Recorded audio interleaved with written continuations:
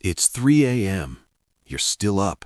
The cold blue glare of your phone screen is the only thing illuminating your sunken, exhausted eyes. You know you need to sleep. You know tomorrow is going to be a total train wreck if you don't put the phone down right now. A weak voice whispers in your head, "Stop it! What the hell are you doing?" But your thumb keeps scrolling. One more video, one more notification. Your body feels paralyzed. You are a prisoner inside your own brain. Welcome to the brutal reality most of us live in. We exist in this sweet delusion that I am the one in the driver's seat. But let's be real. If you're actually driving, why did you eat that cake while you were on a diet? Why did you procrastinate on your most important work until the very last minute? Here at Ego and Me, we call this the unfair fight between me, the person you aspire to be, and ego, that looming shadow that only craves instant gratification. And the sad truth is, in a head-to-head fight, ego always wins. Society, schools, and all those shallow self-help videos out there are selling you a poison called iron willpower. They tell you to toughen up, to fight, to grit your teeth and push through. No pain, no gain. But I'm here to tell you, relying on willpower to maintain discipline is the stupidest strategy in human history. Why? Because willpower is a finite battery. Every time you force yourself to do work you hate, the battery drops a bar. Every time you skip a meal, it drops a bar. Every time you suppress an emotion, it drops a bar. By the end of the day, that battery is dead, and that is when ego rises. It seizes control, throws you onto the couch, stuffs junk food into your mouth, and turns on Netflix. You aren't lazy, you're just running on empty. Understand your enemy. Your brain isn't designed to make you successful or rich. It is designed to keep you alive. Evolutionarily speaking, effort costs energy, and burning energy means the risk of starvation. So every time you try to do something hard, your brain screams, "Danger! Stop! Save energy!" That feeling of laziness, it's not a sin. It's a biological mechanism protecting you from death. So what's the way out? If fighting guarantees failure, do we just give up? No. The secret is this: don't fight the ego. Trick it.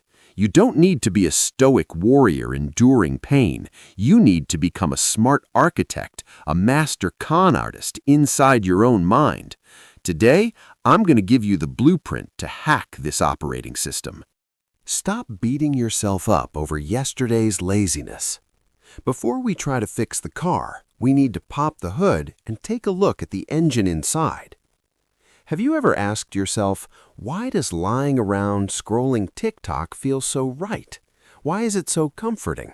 Meanwhile, sitting at your desk or lacing up your running shoes triggers a sense of wrongness, a pain that feels like you're going against nature itself. The answer isn't in your personality, it's in the hardware.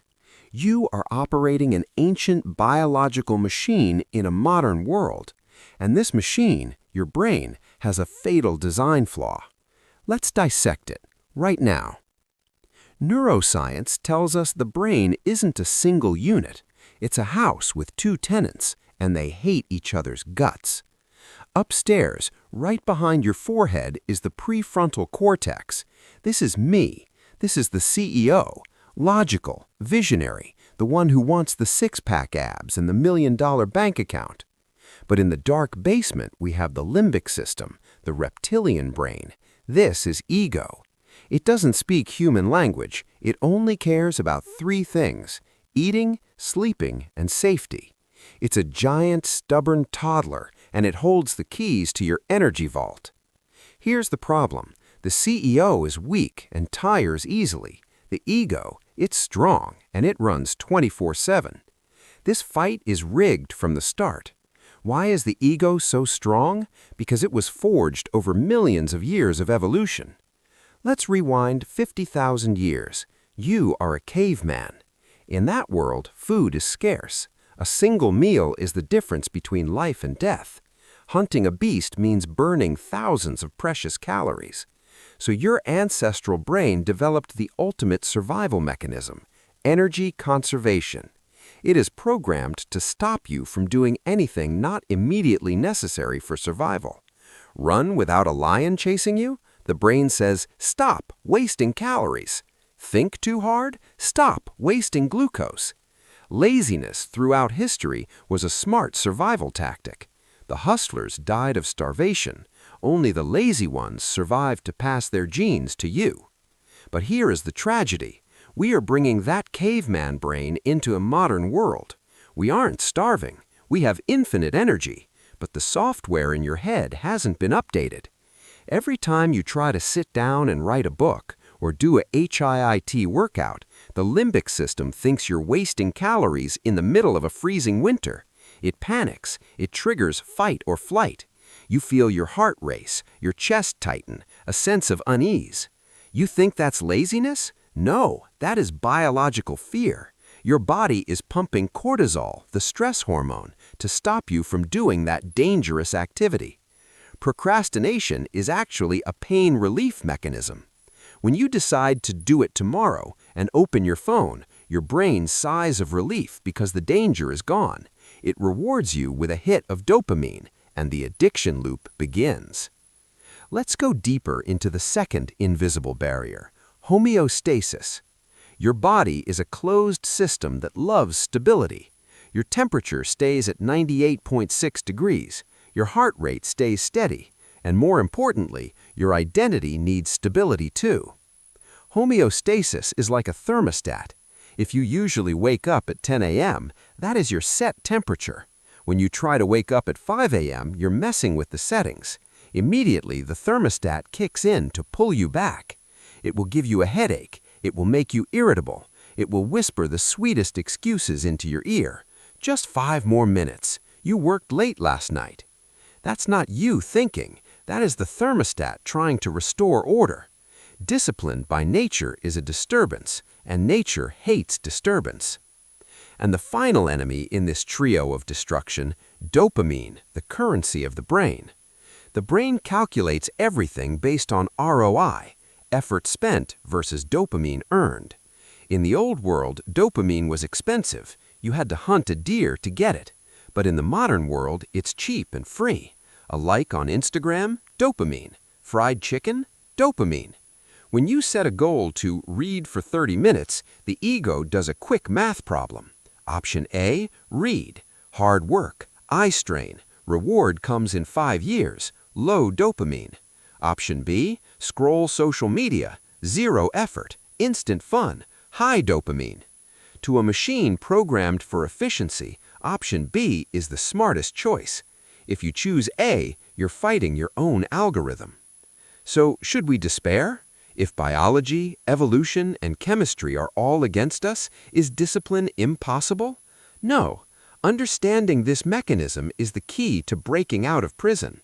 When you realize the resistance isn't because you're weak, but because the machine is running its program correctly, you stop hating yourself. And when self-hatred vanishes, the psychological burden is cut in half. You don't need to change your biology. You need to hack its decision-making process. Instead of using willpower to punch the ego in the face, we will learn to leave breadcrumbs to lure the ego where we want it to go. We will make discipline the path of least resistance. That is where we go next, the art of identity shift and environment design, where we turn the hard thing into the easiest choice. Look in the mirror. Who do you see in there? A failure, a quitter, or a chronic procrastinator? That is the old story your ego tells you every day. And the tragedy is, you believe it. You believe it so much that you become it. We often think we act according to what we want. We are wrong. We act according to who we believe we are. Most people try to change by focusing on results. I want to lose 10 pounds. I want to finish this book. But that is an outside-in approach. It is like trying to paint over a house that is being eaten by termites from the inside. The new paint will peel off in just a few days. Why? Because your identity hasn't changed. You're still a lazy person trying to pretend to be hardworking, and your brain knows you are lying. It will trigger imposter syndrome and scream, "Who are you kidding? Go back to bed." To win, we don't need more discipline. We need soul surgery. We need to change the role. Let's look at the story of two people trying to quit smoking. Person A says, "No thanks, I'm trying to quit." Sounds reasonable, but he still believes he's a smoker who is suffering through deprivation. Person B says, "No thanks, I don't smoke." A tiny difference, but a seismic shift. Person B has changed the definition of himself. Healthy people don't smoke, period. So how do you make this quantum leap? We will use a technique called method acting. Don't pretend, become. You are the lead actor in the movie of your life, but for too long, you have been playing a blurry background extra in a script written by your ego. Today, I'm handing you a new script. Your role is the Olympic athlete. What would an athlete do this morning? Would they hit snooze? No. Would they eat garbage? No. Ask that question before every decision. An actor cannot embody a role if they are wearing the wrong costume.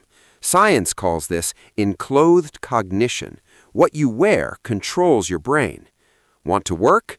Don't wear pajamas. Wear a suit. Put on cologne. You are sending a signal to your ego. Showtime has begun. Get in position. Turn your desk into a movie set. Don't sit in the dark. Lighting, props, costumes, everything must create pressure to force your brain to be professional. But what if your me is too scared? Create an alter ego. Just like Beyoncé has Sasha Fierce, you need a superhero version of yourself. Name it. Call it the machine.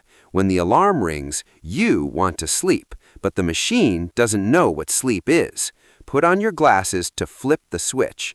You might think this is self-deception. No, it is biology. The brain is always looking for evidence to support its beliefs. Every time you finish a small task under the name of this new character, you are loading a piece of evidence. Action creates evidence. Evidence changes belief. At first, you act. It feels fake. But after a month, the mask starts to fuse to your skin. You can't take it off anymore because there is no mask. It is your real face. It is time to snatch the pen from ego's hand, yell "cut," and start acting the next scene like your life depends on it. We have the script, we have the costume, but there is one final enemy, your future self. Never trust that guy. Present you at 10 p.m. is determined, but future you at 6 a.m. is a traitor. He is tired, weak, and he will sell your dreams for just 5 minutes of sleep. The strategy is not to negotiate. The strategy is to set a trap. We call this friction design. The principle is simple. Humans are like electricity.